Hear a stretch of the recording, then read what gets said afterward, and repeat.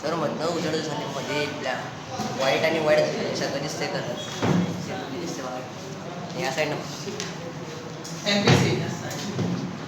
It is also known as NTC, non-trading service.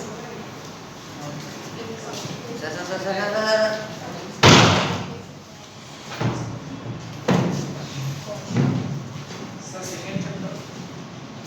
This chapter is important for BCom also, first year, first semester. We have same topic with the name of professional account. Doctor, engineer, architecture, professor, they will get this type of account. Okay. Instead of preparing trading and profit loss account, they prepare income and expenditure account. For foundation, it is important topic. Say foundation के लिए भी हमेशा 10 marks के minimum आता ही है. Okay. So very important chapter for the career NPC. तो NPC की शुरुआत कहाँ से होती है? Abraham Maslow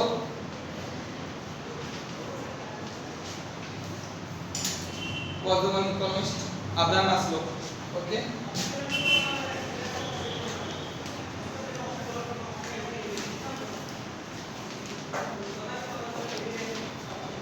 He invented theory of wants, human wants.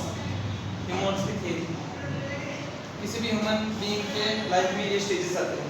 सबसे पहले उसको जो भी सैलरी मिलता है, ओके, इनिशियल स्टेज में he try to fulfill basic needs.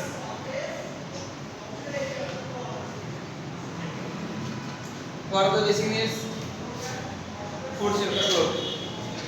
ये basic needs fulfill करने के लिए कोशिश करता है. After getting more salary, what do you think?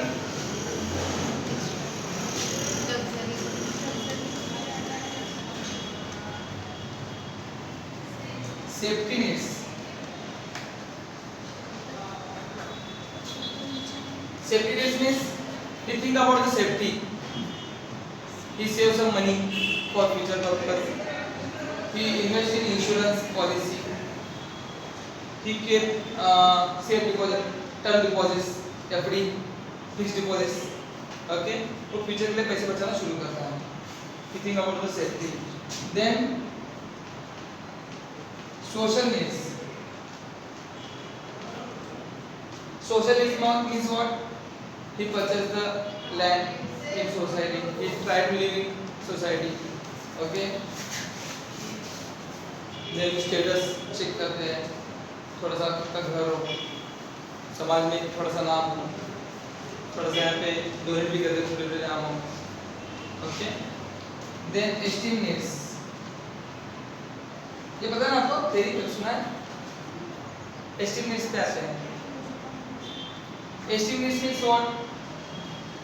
अभी इसके पास बाइक था, यहाँ पे वो कार के बारे में सोचेगा.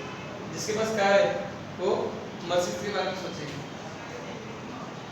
ओके. हायर एस्टीम में सेल्फ एस्टीम, स्टेटस होना चाहिए. ओके. यहाँ पे सब ब्रांडेड लाइफ आ जाती है एस्टीम में. Okay. Hi fi life. Esteem complete होने के बाद फिर उसके आगे क्या है? ये कंप्लीट हो गया. तो बचा क्या?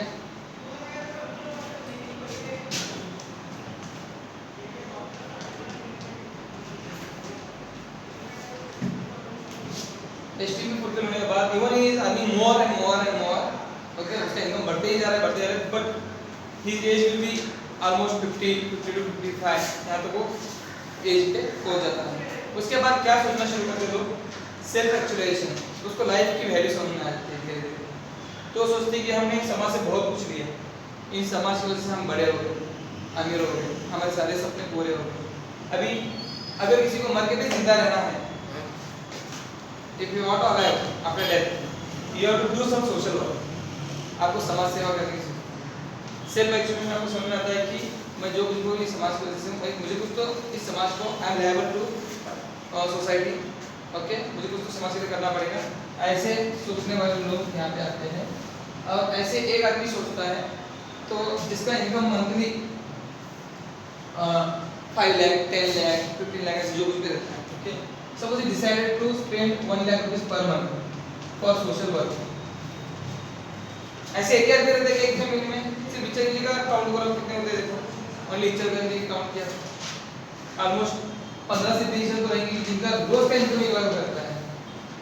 इच्छा में मिनिमम 15 पीपल्स आ गया है, दोस्त we are earning more than 1 lakh per day, ज़्यादा है क्योंकि 1 लाख रुपये का कंसीडर कर रहा है।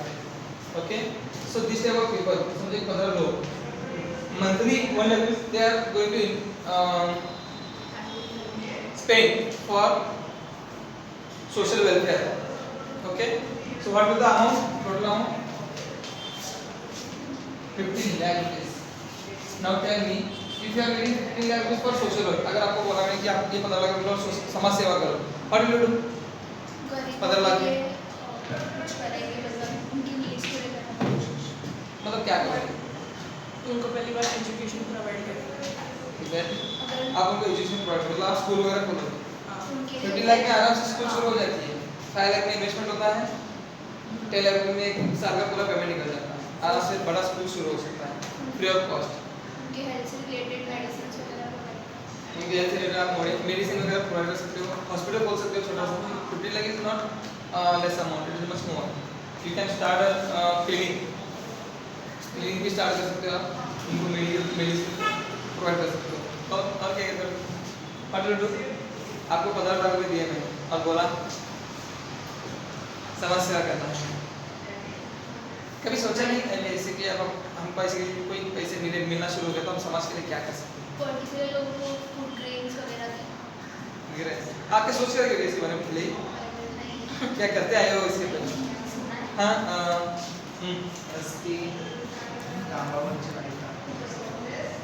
स्ट्रीट लाइट्स फिर मतलब ये क्या कि सब आप कर रहे हो?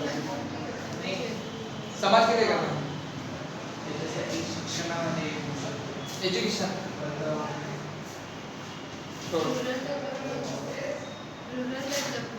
रूरल डेवलपमेंट करोगे। मेनली तो उस पे ही आता है ना, पूरा उसी उस पे बेस। रूरल डेवलपमेंट ही सबसे ज़्यादा नेसेसरी है ना अभी इधर तो इंडिया में। आपने बोला रूरल डेवलपमेंट करोगे आप, हाँ, तो कैसे करोगे? वही 15 लाख रुपए मेरे कहाँ तक खर्च करके मुझे चाहिए? 1-2 रुपए नहीं है रूरल डेवलपमेंट किया हो गया। ये 15 लाख रुपए स्पेंड कैसे करोगे? हर महीने को आपको मिलेगा, सॉरी हाँ every month you will get 15 lakh rupees, साल का नहीं है। There are some foundations who are working for that, okay, Swami Vivekananda के फाउंडेशन है, वो लोग उनको स्टॉप करना पड़ता है, डोनेशन स्टॉप करना पड़ता है। वो अनाउंस करते हैं कि अभी डोनेशन हमें नहीं चाहिए, बस स्टॉप करो। वेबसाइट उनकी आती है, वेबसाइट पे वो डिक्लेयर करते हैं स्टॉप करो बोल के।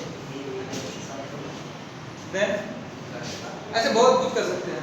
एजुकेशन सबसे मेन इंपॉर्टेंट है। बहुत कुछ लोगों से मैं बच्चों से ज़्यादातर ये सुनता हूँ कि उनको हम गरीबों को खाना देंगे, कितने कितने खाना दोगे आप? उनको लाचार बनाओगे, फिर बहुत सारे और गरीब उसमें ऐड हो जाएंगे। उनको पता है कि यहाँ पे खाना मिलता ही है, हम भूखे नहीं मरने वाले हैं, तो जो भी कमाएंगे वो दारू पी के खत्म करेंगे और खाना खाने ला के बैठ जाएंगे। ओके, तो लाचार नहीं बनाना है हमें उनको। तो education is the best point कि आप उनको एजुकेशन प्रोवाइड करो। Due to that they can get the job, they can achieve their dreams. Then medicine, best thing, you can provide medicine also, दो हो गए। और रोड डेवलपमेंट, स्ट्रीट लाइट्स वगैरह सब गवर्नमेंट का काम है, गवर्नमेंट देनी चाहिए। आप करो तो फिर गवर्नमेंट क्या करेगी, टैक्स लेके एंजॉय करना शुरू करेगी खुद, क्योंकि लोग अपने काम करा के ले रहे हैं। और शेल्टर, घर, हाँ घर, हाँ घर वाले दे सकते हैं उनको सस्ते में, इससे फ्री में दे रहे हैं। इससे वो भी फ्री में होता दे है, तो उसको वैल्यू नहीं है। मतलब लोन भी दे सकते हैं पैसे से, वो खुद का कुछ बिजनेस स्टार्ट करके वापस बिजनेस स्टार्ट करके दे सकते हो, हाँ, जॉब दे सकते हो उनको, बिजनेस स्टार्ट करके। ऐसे बहुत जन शुरू किए हैं, बचत गट का वगैरह रहता है ना, हाँ, वही छोटे छोटे बचत बिजनेस कर- शुरू करते हैं, कपड़े का वगैरह। अभी मास्क का कितना चल रहा है प्रोडक्शन, पता ना, 1-1 लाख मास्क का ऑर्डर निकलता है। ओके, तो उसमें कैसे करता है, गरीब लोगों को जॉब पर लगाया जाता है, और जो भी इनकम आता है वो डिस्ट्रीब्यूट किया जाता है। ओके, ये सब हम कर सकते हैं। तो ये सब समाज सेवा करने का काम है, सोशल वर्क। तो सोशल वर्क करने के लिए आपको जो मिलता है इनकम, आप उसको प्रॉफिट नहीं बोल सकते, है ना। मैंने आपको बोला कि मैं गरीबों को, अभी बच्चों को नोटबुक्स डिस्ट्रीब्यूट करने वाला हूँ। सब जन का आदेश में 100 लेके आना, तो सब जन लेके आए। कितने हो गए मेरे पास, एक 5,000 रुपये जमा हो गए, 5,000 रुपये मैंने कलेक्ट करके आई डिस्ट्रीब्यूटेड 4,000 रुपीज ऑफ नोटबुक्स। ज़्यादा बच्चे नहीं थे, 4,000 रुपये नोटबुक डिस्ट्रीब्यूट हो गए, 1,000 बच गए। मैं ऐसे बोल सकता क्या मेरा 1,000 प्रॉफिट होगा, इसमें मैं भी हमेशा करूँगा, ये चलेगा? ऐसे नहीं चलेगा, हम इसको प्रॉफिट नहीं बोल सकते, it is a surplus amount. तो यहाँ पे प्रॉफिट को हमेशा सरप्लस कहा जाता है। Here the profit is always known as a surplus, which is also known as the excess of income over expenditure. Okay? तो यहाँ पे आपको जो सोर्स ऑफ इनकम रहेगा, अभी जो मैंने बोला ना, every person will invest 1 lakh rupees, will spend 1 lakh rupees, that 1 lakh rupees is known as a subscription. सबसे बड़ा पार्ट होता है इसमें। The main source of income, एक बात ये ऑब्जेक्टिव में आता है क्वेश्चन बोर्ड में, the main part of income for NPC is subscription. और गई subscription, okay? And we collect this from its members. तो जितने members थे मल्टीपल ऑफ उतने members में हम कैश कलेक्ट करते हैं, and by this money we provide services to society. Okay? Apart from that, we will get donation. हमको donation भी मिलता है, लेकिन डोनेशन कभी आप आउटस्टैंडिंग एंट्री नहीं कर सकते, इसमें है एक प्रॉब्लम, आउटस्टैंडिंग डोनेशन आप उसकी एंट्री नहीं कर सकते। ओके, याद रखना, आउटस्टैंडिंग डोनेशन की एंट्री नहीं होगी। उस दिन आपने पूछो सर, उस दिन आपने बोला था ना आउटस्टैंडिंग डोनेशन का पूछो, एंट्री नहीं होगी। हाँ, पूछने के लिए पूछा तो लेक्चर ही हुआ 15 दिन ऐसे 15 दिन तक चुप कैसे बैठे, प्लीज करिए ना। आउटस्टँडिंग करून काय वाटतं मला द्यायचं असलं तर मी आउटस्टँडिंग आणि त्याच्यावर येणार असलं तर आउटस्टँडिंग, हां, पण डोनेशन आउटस्टँडिंगची एंट्री नाही करू शकत तुम्ही, रेकॉर्ड नाही करू शकत आउटस्टँडिंग डोनेशन। कोणतं तुम्हाला मंथली म्हटलं तर 10 लाख रुपये देतो तुमच्या फंडला पुढच्या वर्षी, मला हे आउटस्टँडिंग येणार म्हणून दाखवायचं आहे आपण, you can't show outstanding donation. So आपको प्रॉब्लम में दिया क्या जाता है,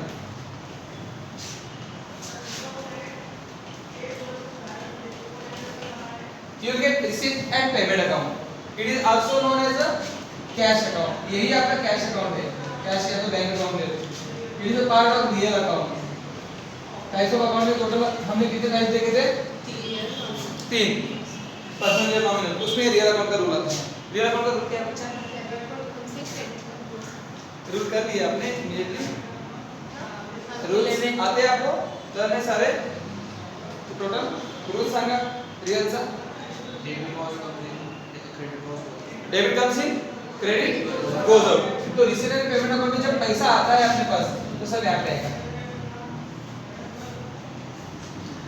और receipt and payment account is the account, एक मतलब ऑब्जेक्ट आता है question, receipt and payment account having opening balance. Okay, इसका ओपनिंग बैलेंस आता है यहाँ पे ब्रॉट डाउन कैश का ओपनिंग बैलेंस, ऑलवेज नहीं बताया मैंने, लेकिन कभी कभी रिसीट पेमेंट का ओपनिंग बैलेंस रहता है, कैश का opening balance. Then comes in, सब पैसा आया तो यहाँ पे, और गोज आउट पैसा गया तो यहाँ पे, और इसका जो डिफरेंस आएगा आपका क्लोजिंग कैश बैलेंस रहेगा।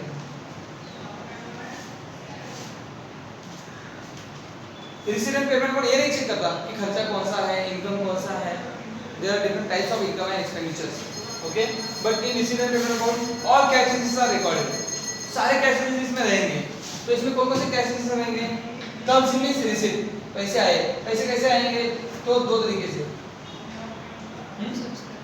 एक रेवेन्यू इनकम, ये आपको अभी समझ में आना चाहिए, अगर आपको समझ में आ गया तो 50% टॉपिक खत्म हो गया है।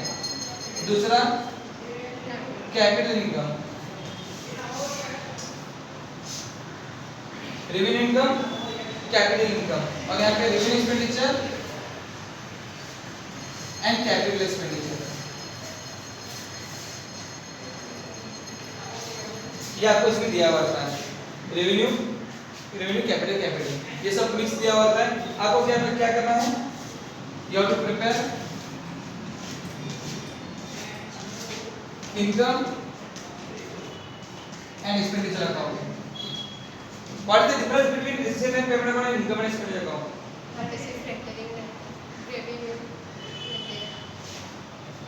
रिसीट एंड पेमेंट अकाउंट में कैश के सारे रजिस्टर आएंगे इसमें, ओके, और इनकम एंड एक्सपेंडिचर अकाउंट में भी यहाँ पे एक्सपेंसेस आएगा पूरा, debit expense losses credit the income and mails, ये रूल यहाँ से लागू होता है.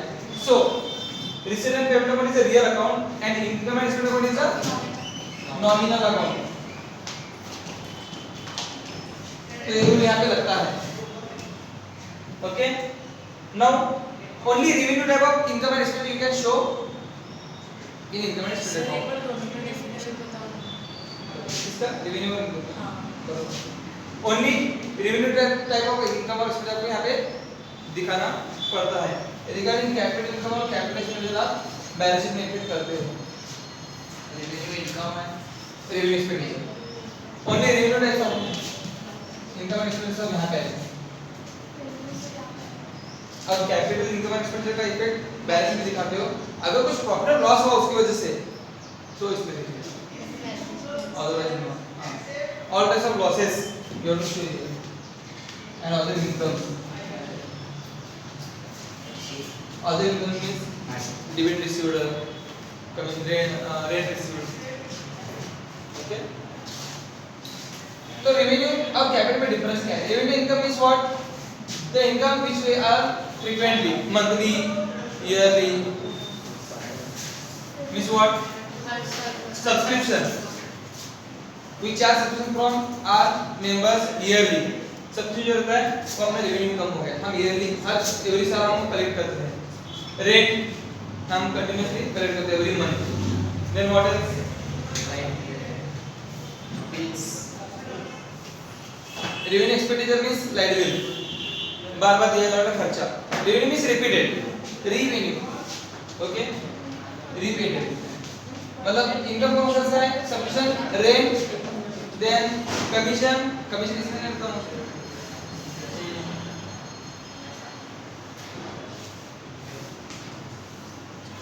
क्या था इनकम कौन सा हम देखेंगे वो लिस्ट में. ओके. वन बाय वन सब करेक्ट, सब उसको चेक करेंगे. Capital income is what? Capital. हां इनकम म्हणजे काय? Fixed income. Means what exactly? बार-बार नहीं मतलब एग्जांपल हां मींस सॉरी ऐसा बता रहे सेल ऑफ बिल्डिंग. एखादा बिल्डिंग तुम्ही विकला त्याला म्हणजे कॅपिटल इनकम. तुमचा असेट म्हणजे हां असं विकला तर तुम्ही ते काय सरकार विकणार आहे तुम्ही you not it sell it frequently. Okay. So these are their capital income. Then revenue expenditure light bill, salary, rent. Okay. Honorarium. क्या? Honorarium. ऑनरियम. Honorarium. HONOURARIUM. Honorarium. मानधन. अभी अभी हम अलग अलग कंपटीशन ऑर्गेनाइज करते हैं. Hence it is a service provider. Okay. ये service provide करते रहते हैं. तो स्पोर्ट्स क्लब भी रहते हैं. तो स्पोर्ट्स क्लब में कुछ कंपटीशन ऑर्गेनाइज किए थे. अगर डांस क्लब भी रह सकते हैं. ओके. फ्री में डांस वगैरह सिखा सकते हैं बच्चों को वगैरह.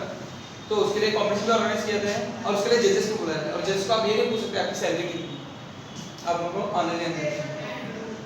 ओके. इसका भी सेक्रेटरी रहता है. सेक्रेटरी को ऑनरियम दिया जाता है. ऑनरियम टू सेक्रेटरी. ओके. और क्या? डॉक्टर्स हॉस्पिटल भी खोल सकते हो आप एनबीसी बोल के. बराबर है. Okay. And you start hospital. कुछ ऑपरेशन रहते हैं जहाँ पे एक डॉक्टर काम नहीं कर सकता. कुछ ऑपरेशन रहते हैं 4-4 5-5 घंटे कंटिन्यूअसली ऑपरेशन चालू रहता है. तो एक डॉक्टर कंटिन्यूअसली फोकस करके उतना ऑपरेशन नहीं करता. तो क्या करता है? He will call to other doctors. Okay. Specialist होता है. हर एक का स्पेशलिस्ट होता है. भूल का इंजेक्शन देने वाला और उसको चेक करने वाला, उसका लिमिट लेवल वगैरह सबको अलग रहता है. ओके. और हार्ट का डॉक्टर अलग रहता है, ब्लड का डॉक्टर अलग रहता है. तो ऐसे अलग अलग डॉक्टर आके खड़े रह के ऑपरेशन कंप्लीट करते हैं. ओके. तो जो अदर डॉक्टर्स को आप कॉल करते हो, बुलाते हो. Okay. And they provide service to you. You will provide them honorarium. आप उनको ऑनरियम दो. ऑनरियम टू डॉक्टर्स ऐसे आएगा उसमें. Okay. So it is a revenue expenditure. ये कंटिन्यूअसली रहता है हॉस्पिटल के. स्टेशनरी एक्सपेंसेस कंटिन्यूअसली रहता है. ड्रग्स, मेडिसिन, ये सब कंटिन्यूअस एक्सपेंसेस रहते हैं. Okay. Then capital expenditure means what? Purchase of asset. Investment अगर आप कुछ करते हो, आप कोई एसेट परचेस करते हो तो कैपिटल एक्सपेंडिचर. मी फर्निचर खरेदी केलो म्हणजे जर कैपिटल एक्सपेंडिचर एकदाच रिपीटेड नहीं होगा. मैं इसको बेच के वापस नहीं कर दूंगा. हर महीने को, एक साल में एक बार हम फर्नीचर वगैरह लेते हैं तो 15 years almost we will use. Okay, so capital expenditure means more than 1 year. The expenditure made for more than 1 year. आपको समझ में आ गया गिविंग और कैपिटल का? तो अभी रिसीवेबल पेमेंट नंबर का ये दिया है फॉर्मेट आपको। हाँ दिया है ना।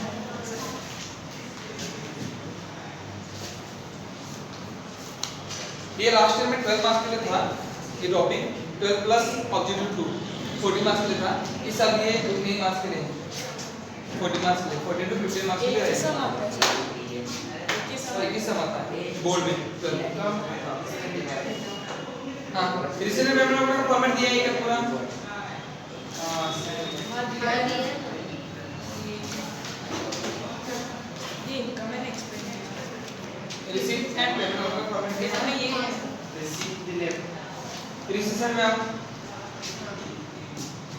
आइटम देखो उसमें कौन से 1 बाय 1 देखो ओपनिंग की शुरुआत होती है बैलेंस ब्रॉडाउन से, मतलब अपने पास कैश बैलेंस कितना बचा है। ओके, उसके बाद जो आएगा पैसा सब डेबिट में आएगा, पोस्ट में ऐड होगा और गया हुआ पैसा लेस करके बैलेंस में आएगा।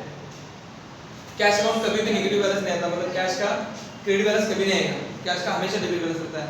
All real account always have debit balance only.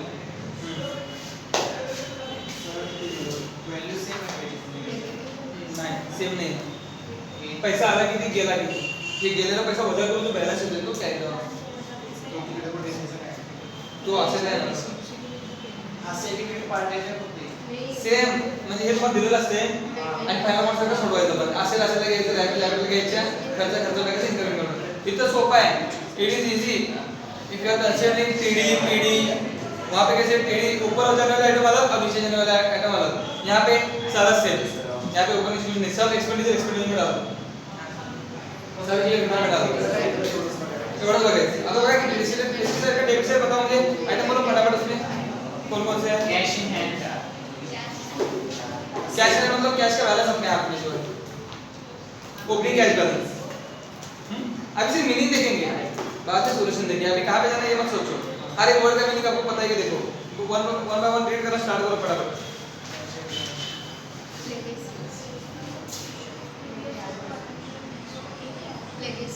Legacies. Now legacies is what? Legacies आपको पता है धमाल को नहीं था क्या, वो स्टार्टिंग में ही मरता है। हाँ उसके नाम पे प्रॉपर्टीज दे बहुत सारी, तो फाइनली वो एक चैरिटेबल ट्रस्ट हो जाता है पूरा। लेगेसी का मतलब क्या है? If suppose as per the will of a deceased person, deceased person expired person, जो आदमी मर रहा है उसके पहले उसने कुछ तो विल में लिखे रखा है कि मेरा 50% प्रॉपर्टी इस फाउंडेशन को जाना चाहिए। जैसे बिल गेट्स का उसका खुद का एक बिल लिखे रखा है उसने कि मेरा 50% प्रॉपर्टी उसके फाउंडेशन को जाएगा, बिल एंड मेलिंडा फाउंडेशन उसको है, उस फाउंडेशन को जाएगा पैसा। तो मेरा खुद का कुछ फाउंडेशन है समझो, वो सोशल वर्क के लिए काम करता है, तो मैंने अगर ऐसे लिखे रखा है कि मेरी प्रॉपर्टी का 50% हिस्सा उस फाउंडेशन को डोनेट होना चाहिए आफ्टर माय डेथ, तो it is known as a legacy. आप अपने प्रॉपर्टी में लेगेसी को दिखाओगे फॉर्म, जो एनपीसी फॉर्म रहते हैं ना, इसको अगर किसी एज पर नॉमिनी वारिस बोल के अगर कुछ प्रॉपर्टी मिलती है इसको एनपीसी को, तो लेगेसी बोला जाता है। ये सीधा कैपिटल में ऐड किया था हमेशा लेगेसी। लेगेसी में समझ में आ गया? हाँ सोमनाथ, लेगेसी से अर्थ काय? पैसे वारसात एखाद्या व्यक्तीच्या इच्छेनुसार त्याच्या मरणानंतर मृत्यूनंतर आपल्याला जर प्रॉपर्टी मिळत असेल, तसं पैसे नाही प्रॉपर्टी पण मिळत असेल तर लेगेसी। जे काय त्याच्यानंतर मला मिळते लेगेसी ते असं समजा बिल्डिंग आहे त्याच्या बिल्डिंग एक मला लेगेसी बिल्डिंग म्हणून असे तो दाखवायचं लेगेसी म्हणून इन्कम जातो। कॅश मिळालं तर कॅश मध्ये ऍड हां कॅपिटल कॅश मध्ये कॅश मध्ये ऑलरेडी ऍड झालेलं असतं। हां तुम्हाला कॅश बुकच दिलेलं असतं, त्यामध्ये ऑलरेडी ऍड झालं असतं, फक्त तुम्ही दाखवायचं कॅपिटल मध्ये ऍड करायचं।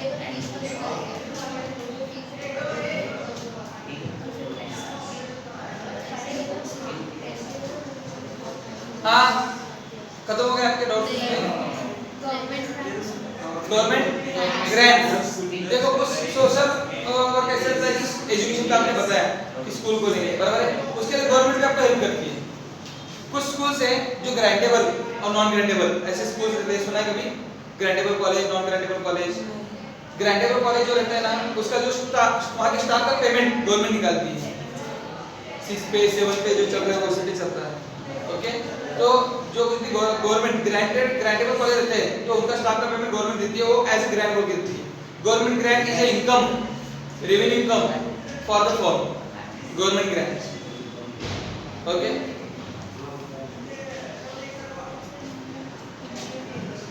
नेक्स्ट वन बाय वन पढ़ते जाओ ना, फटाफट फटाफट फटाफट।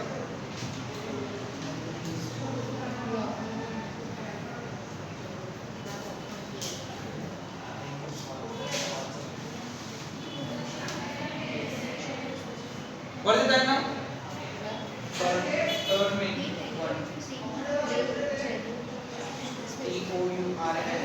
टूर्नामेंट। टूर्नामेंट रिसीव है ना? Fund prize. Fund prize tournament. अच्छा देखो टूर्नामेंट फंड एक अपना tournament fund, tournament fund means what? When we organize tournaments, competitions, okay, for that if we suppose collected entrance fees, हम बच्चों से प्लेयर से कुछ फीस कलेक्ट करके ले रहे हैं, तो it is not as a tournament fund. Okay, it is a revenue income for us. हर साल टूर्नामेंट होता है, हर साल हम कलेक्ट करेंगे पैसा।